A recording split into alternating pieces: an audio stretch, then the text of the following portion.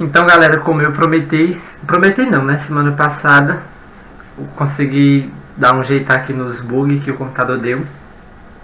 A gente vai trabalhar Santo Agostinho, né? Eu tinha falado, eu já passei uns vídeos para vocês semana passada, mas eu disse que queria fazer o meu ainda. Não deu para fazer outro durante a semana, né? Mas seguimos com o material.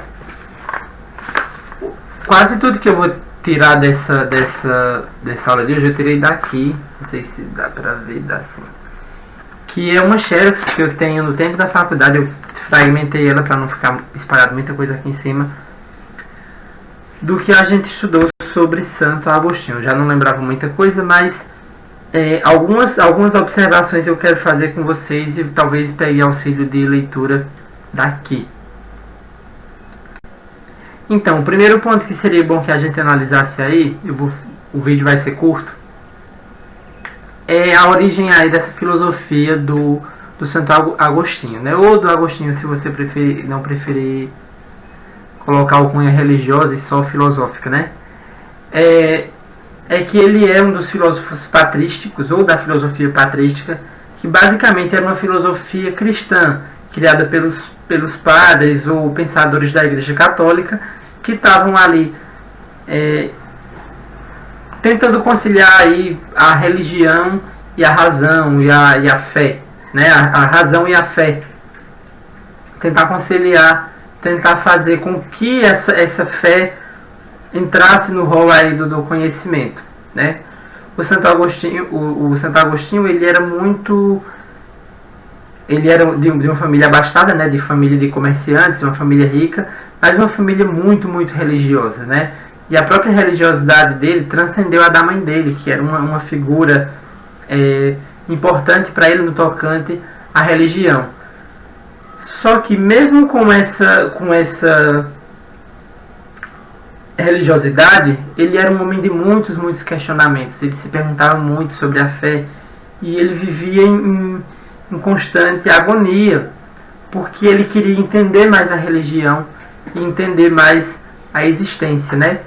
Ele fala até aqui, neste livro, que talvez eu não tenha marcado direito, ele fala até aqui sobre a razão da filosofia, que seria para ele, né? A razão da filosofia é: o homem não tem razão para filosofar, exceto para atingir a felicidade. Ou seja, a razão da filosofia é trazer a plenitude ao ser humano, ao indivíduo.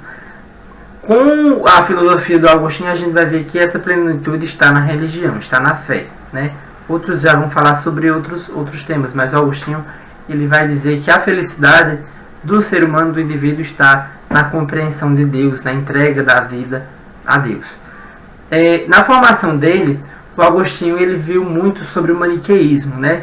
Que eu acredito que vocês já tenham visto, que basicamente, em palavras brutas, rasas, é essa dualidade entre o bem e o mal, que essas duas forças existem aí e se contrapõem. Bem e mal, luz e sombra, os opostos, né? O yin e yang. Então, o Agostinho, aí eu vou tentar pontuar do que eu no slide aí embaixo. Ele vai falar aí, primeiro, as noções filosóficas dele são a razão da filosofia, né, que é a obtenção da felicidade e, por isso, entregar-se a Deus. E ele vai ter muita discussão, o texto dele vai falar muito sobre isso, que é a questão da fé e da verdade, né? Ele vai dizer, basicamente, que o problema dos homens da ciência, por exemplo, é que eles estão procurando a fé, procurando razão, procurando provar as coisas, sendo que eles não acreditam nisso, nessas coisas que eles estão buscando. O Agostinho ele vai dizer o quê? Que a fé ela deve ir na frente da razão. Você vai acreditar naquela coisa, acreditar naquilo que você está fazendo, naquilo que você está pesquisando e tentar provar aquilo cientificamente. Mas primeiro você tem que ter fé, tem que acreditar naquilo. A frase não é assim, mas acredito que tem uma frase que ele diz que a ciência segue e a fé precede, ou seja, a fé está à frente, né? Tem uma parte aqui que ele fala sobre isso.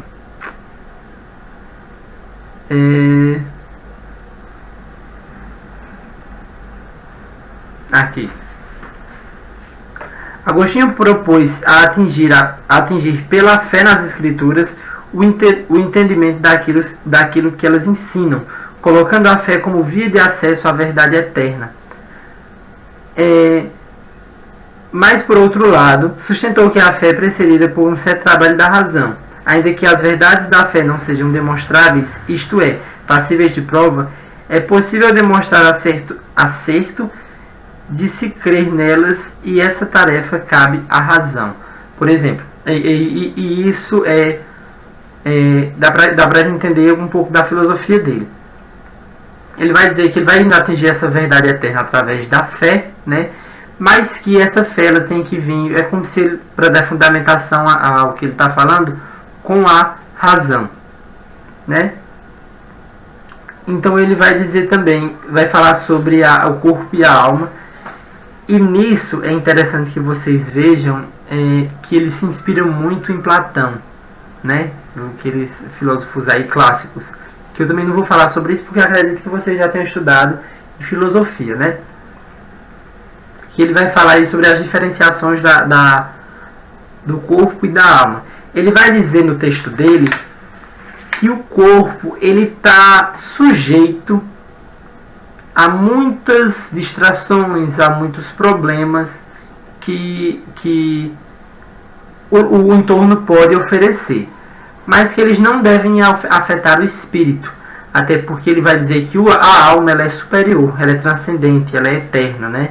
Então, o corpo ele não deve, como é que eu posso dizer, atrapalhar. O corpo não tem esse poder de limitar os poderes da alma e do espírito, né? E isso é uma coisa que o Agostinho vai falar muito nos textos dele pelo próprio processo de conversão dele. O Agostinho ele teve uma concubina, né? Uma mulher que ele não era casado com ela, teve filho com ela e tudo. Mas aí já perto dos 30 anos ele se converte, ele inicia sua vida religiosa. Então, essa questão do corpo e das necessidades do corpo, dessas influências do meio, né, sempre vão estar presentes aí na obra de Agostinho por causa da própria experiência dele de vida. Então, ele vai falar sobre o conhecimento, o que é o conhecimento, que vai casar um pouco com essa parte da alma. O que é que ele vai falar sobre o conhecimento, viu? Espera aí. Desorganização. Tá. Eu achei. O conhecimento não seria, portanto, a apreensão dos objetos exteriores ao sujeito, tal como são dados à percepção. Seria antes a descoberta de regras imutáveis, tais como 2 e 2 são 4, ou então o princípio ético segundo o qual é necessário fazer o bem e evitar o mal. O que é que ele vai dizer aí? Que o conhecimento real, o conhecimento de fato importante, é o conhecimento das coisas imutáveis, ou seja, das coisas que não se modificam. E por isso ele quer dizer o quê? Da realidade religiosa, do espírito, o conhecimento transcendental. Ele vai dizer que o conhecimento que deve ser valorizado é aquele conhecimento sobre as coisas da fé, por exemplo, né, que são imutáveis. Uma coisa que o Agostinho vai falar muito dentro da obra dele é sobre o problema do mal. Ele vai chegar aí a se questionar muito. No livro dele tem partes só falando sobre a origem do mal, né? Que ele se questiona muito e se bate muito com essa questão de se Deus ele é todo bom, se Deus ele é onipotente, por que é que ele criou o mal e ele criou todas as coisas, né? Por que o mal existe? Se Deus ele tem poder para tudo, por que é que ele permite que o mal aconteça, né? Então ele vai lembrar aí das questões que pra gente hoje é batida, talvez por esse discurso dele, que é essa ideia do livre-arbítrio, de você tem a liberdade para fazer o mal, né, se quiser, é uma escolha sua. Digamos que Deus não tem a influência sobre isso. E ele vai falar também sobre a ausência de Deus, a ausência de Deus na vida dos indivíduos, que vai fazer com que eles pratiquem o mal. É como se o mal ele não existisse por si só, ele não fosse algo criado, mas ele fosse uma consequência do distanciamento das pessoas das entidades religiosas de Deus em específico.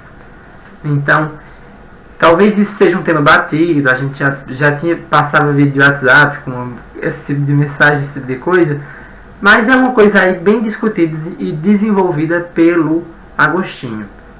O que vai culminar aí no que ele vai chamar de Cidade de Deus, né, que talvez seja a parte mais conhecida da obra dele, que é essa ideia de uma cidade utópica, de um local onde acontece a bem-aventurança, a felicidade eterna e tal. Seria esse local aí das pessoas que amavam e valorizavam e que haviam se entregado a Deus. Que seria aí o lugar da alma, né? E a cidade dos homens seria basicamente essa ideia de